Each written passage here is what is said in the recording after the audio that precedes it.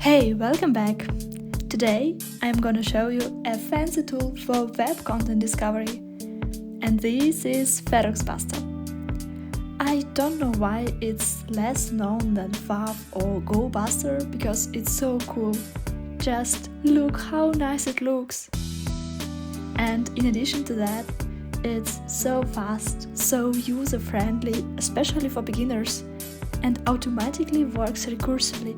It means it automatically discovers subdirectories and there is no need for manual intervention. It's amazing!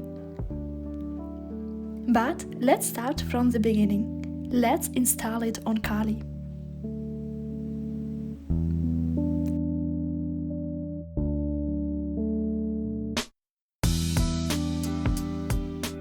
Now we have Feroxbuster installed.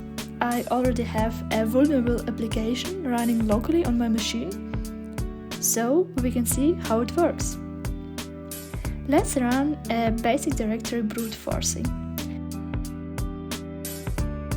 For basic directory enumeration, you don't even need to specify the word list. It takes automatically the rough medium directory list from seglists. And as promised, it discovers subdirectories too. Now let's specify a word list. It works with -w parameter. I will take the common txt from word lists. Actually, it was not a bad idea because we identified the CGI bin directory, which was not discovered in the previous scan.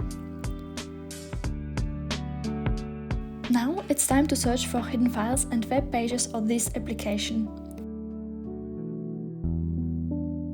Let's specify file extensions we are looking for with -x parameter.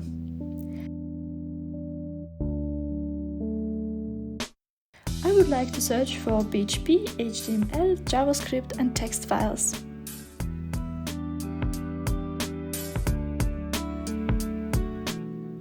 Oh! Well-known /security text file looks very interesting, but I need to leave it for this moment because I would like to show you the last thing. In case you would like to disable recursion for a specific scan, you just need to add the -n parameter and then that's all. So, don't forget to try Feroxbuster by yourself, playing Try Hack Me or Hack the Box the next time. Thanks for watching and I will see you in the next video.